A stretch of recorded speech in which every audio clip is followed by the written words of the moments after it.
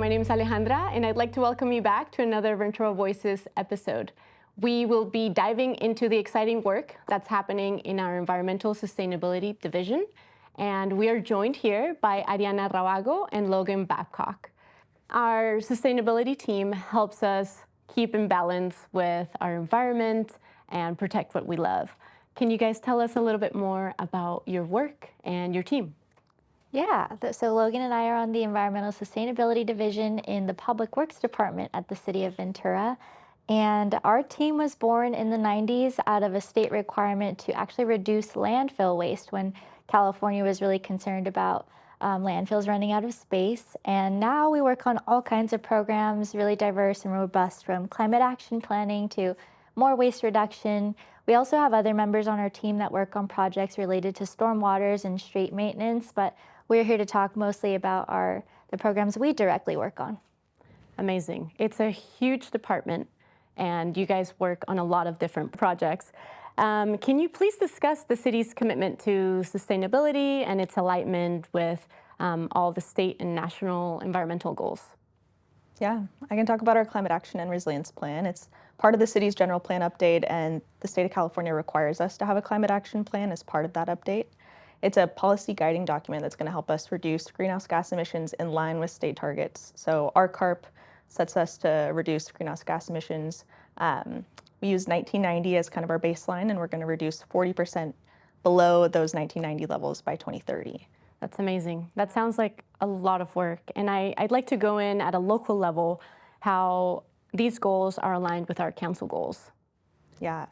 Our city council right now has a specific strategic priority for climate change and environmental stewardship, and a focus area of that is to implement the CARP. So we've got a lot of support when it comes to implementation. Also in the past, our council has had strategic priorities or just goals to, investigate and implement green technology, a lot of focus on climate change and environmental stewardship. And I know that you've also made a couple of rounds through the community councils. Can you tell us a little bit about those presentations and how you've involved the public?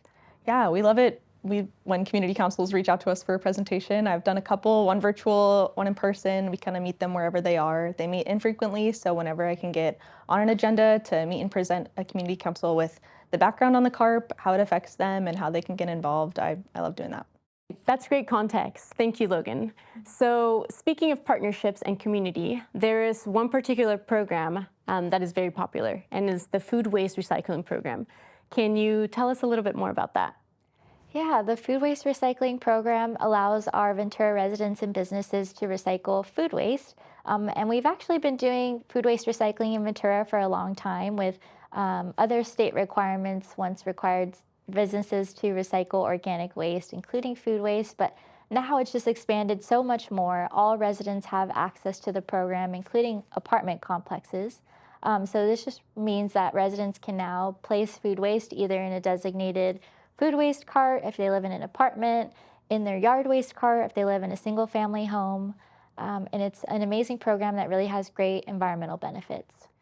That's great. I like the point that you made, that people that live in single homes and that live in apartments also have the opportunity to compost. So I'd like to go a little bit deeper into how this program helps reduce waste in Ventura. So when we're recycling our food waste, we're quite literally taking food waste out of the landfill, materials that would have otherwise been sent to the landfill. And it has so much more benefits beyond that, though. The state actually requires this program across California. All cities are required to participate. And the true intent was to help reduce greenhouse gases and what's called short-lived climate pollutants, which are greenhouse gases that are really strong over a short period of time. So food waste specifically contributes to methane in landfills. And because Californians and Venturans are also producing so much food waste and organic waste, we have a lot of methane emissions. I actually have some data on that I'd love to share. 20% of the state's methane is coming from our landfills, and it's about 84 times more potent than carbon dioxide. So really good at heating up the planet. So the better we can reduce that waste from going to the landfill and send it to more beneficial practices like composting or anaerobic digesting, the better we can fight climate change and reduce those gases. Thank you so much. Those are great stats and lofty goals. And I'm curious, are there any stories from residents or businesses that have participated in this program? We'll get into this later, but we're often tabling at community events, and we love hearing from residents coming up, referencing our compost pail and telling us how they've adapted the program to work best into their lifestyle. Yes, that's a great transition. I think I'd like to go into understanding how you guys work with the community to help close the gap in education and resources. Tell us a little bit more about how you get the word out about your programs, how you share information and help educate our public. Yeah, not only do we have these awesome programs like the Climate Action Plan and the Food Waste Recycling Program, but we also do so much more in the community. We're at tons of environmental events and just general community events. We actually table at grocery stores and the farmers market, trying to really meet people where they are in the community to help have conversations about resources they have access to. We also host several community events ourselves, including our gardening series in partnership with Ventura Water to help get the word out about best practices and connecting with your land and your and nature. And we also do junk drop-off day and household hazardous waste events, all of these ways to help get the community engaged and thinking about reducing waste and the climate. Awesome. That's fascinating. And building on that, now that you're talking about gardening, there's another project that really touches the community and is the free compost and mulch program. It is so popular. And can you explain a little bit more about this program? People love it so much.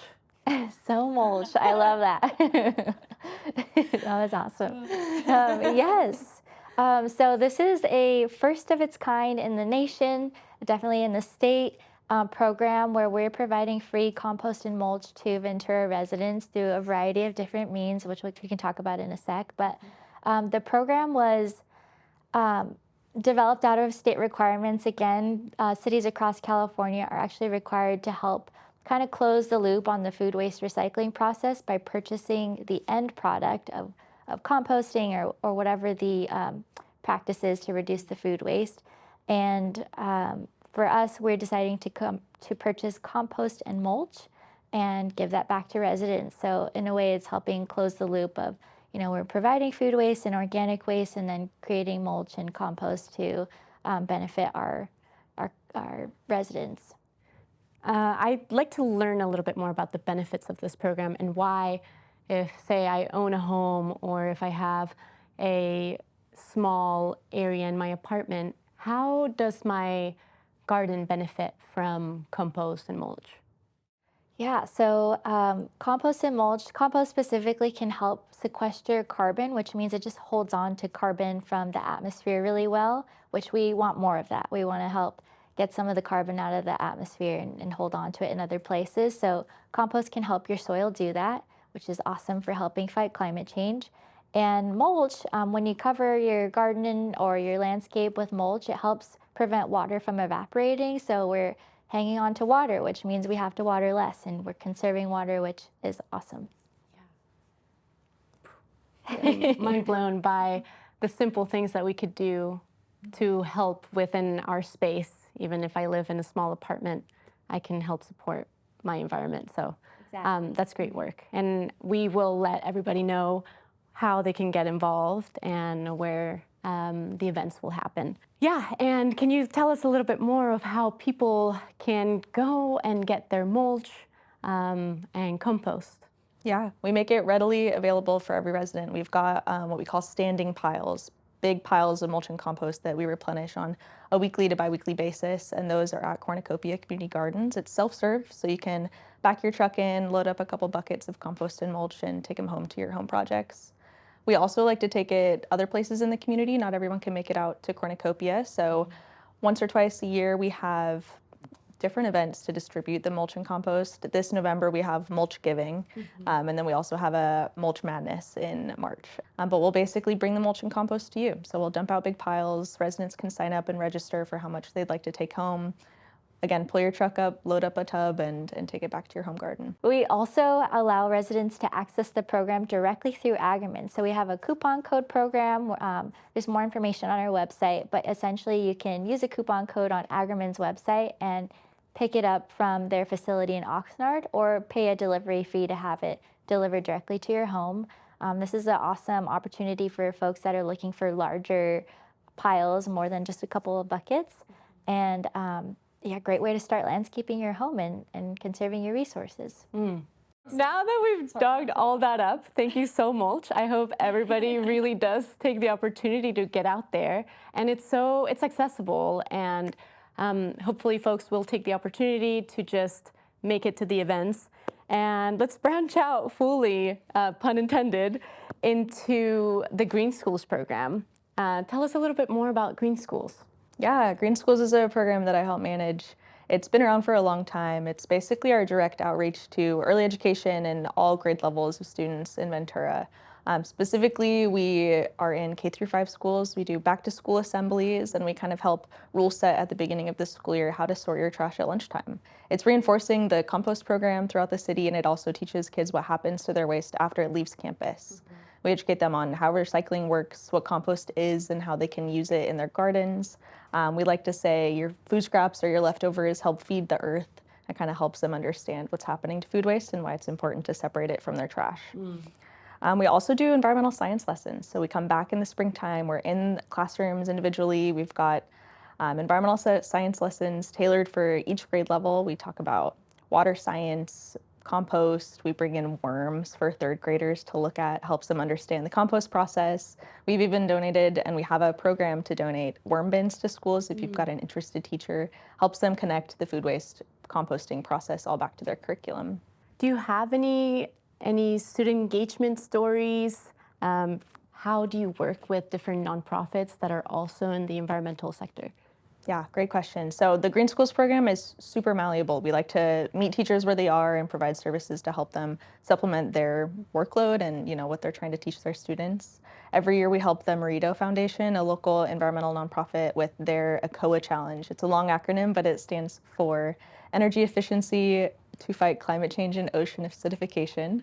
And we help their waste audit challenge. So we go into middle schools and high schools and conduct waste audits with students, and it helps them really look at their waste streams on campus, and helps them kind of think about how they can change the campus operations and reduce contamination and what's being sent to the landfill.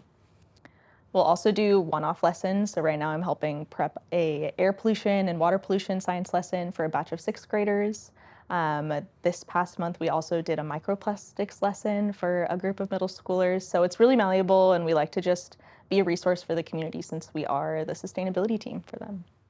I really appreciate that, just getting to engage with students, and they're part of the solution for the future. So it sounds sometimes redundant to be like, the kids, it's their future we're building for. So I think that's great. I've also gotten a chance to go to the ECOA challenges, and it's so mind-blowing what a lot of the kids come up with. So we've talked about the different programs, and now I'd like to shine a light on some of the solar initiatives that have been happening around the city. Can you tell us a little bit more about that? Yeah, great question. So the City of Ventura actually partnered with a developer called Forefront Power and a SPUR program, which is a California-wide procurement process that helps us city staff accomplish really big projects pretty easily. We use this to secure 2 solar projects on city facilities that went online this May. We had a wonderful ribbon cutting, and those solar projects are online and contributing renewable energy to our grid. We've got 1 solar array at Community Park, so you'll see it right next to the Aquatic Center. It's got shaded parking and security lighting if you're parked there late for a softball tournament or a swim tournament.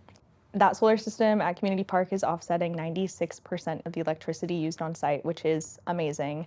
That site is a big electricity and energy user, so it's really wonderful to have on-site renewable energy that's contributing to offset those environmental impacts. The other system is at Police and Fire Headquarters. It's behind the secure area, but you can see it if you're driving by on the 101. That solar system is offsetting 47% of the electricity used on site, which is another big win. That site has a lot of staff present. It's an emergency services site, and we'd love to contribute to offsetting those environmental impacts as well. The project lifetime is 20 years. Forefront is going to own and operate these panels for us, so it's not a burden to city staff to maintain them. We also don't have to worry about paying our electricity bills because they're offsetting so much of that SCE bill that we would be paying. Over the project lifetime of the 20 years, collectively, we're going to save $2.3 million in utility costs, which is great for cities.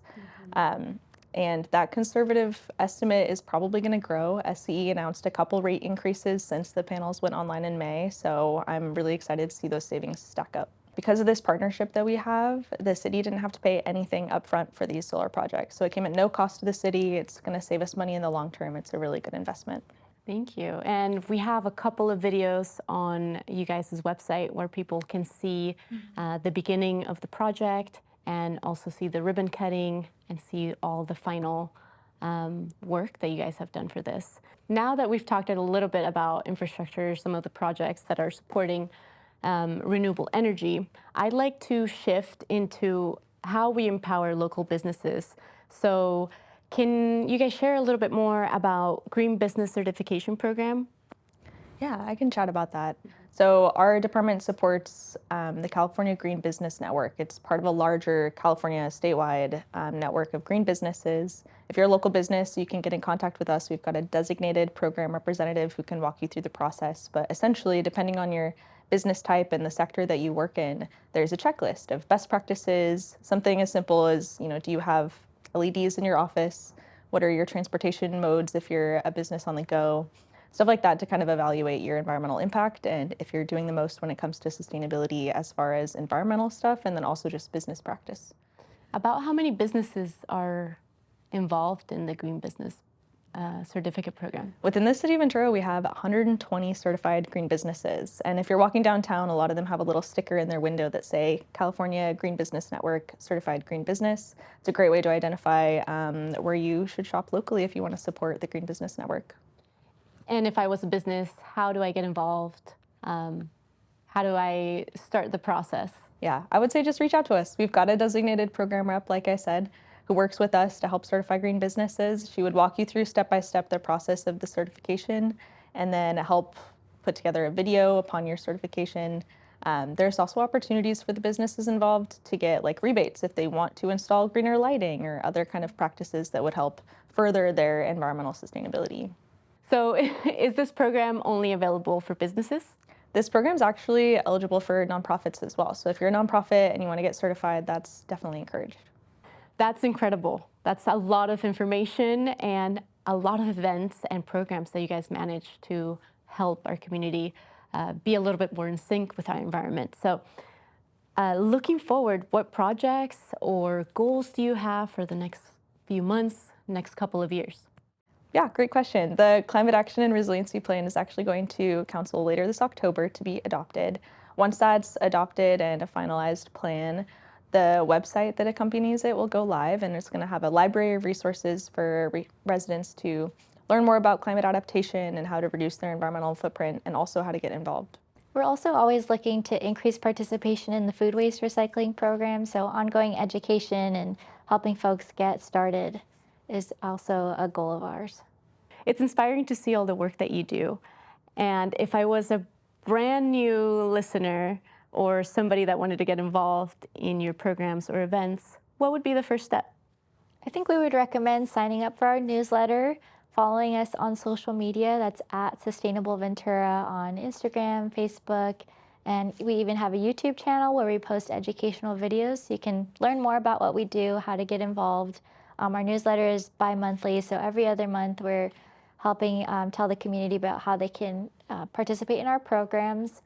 And additionally, we also just launched the Zero Waste Ambassador Program. So this is a program where the community members can help volunteer at special events, so things like Earth Day or the 4th of July, Street Fair, and you'll help educate event goers about how to recycle waste that they have on site. So you kind of get a little communications and outreach experience with us. Do you have any last insights that you'd like to share with our listeners?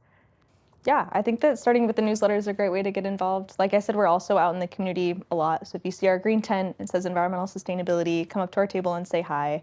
Another thing I'd like to say is that we do a lot with our programs to enable our residents to reduce their environmental footprint, but we can't force it on everyone to participate. So the more that you participate, the more that you encourage your neighbors to participate and teach them why it's so beneficial to recycle their compost and all of that good stuff, it amplifies the impact 1,000-fold.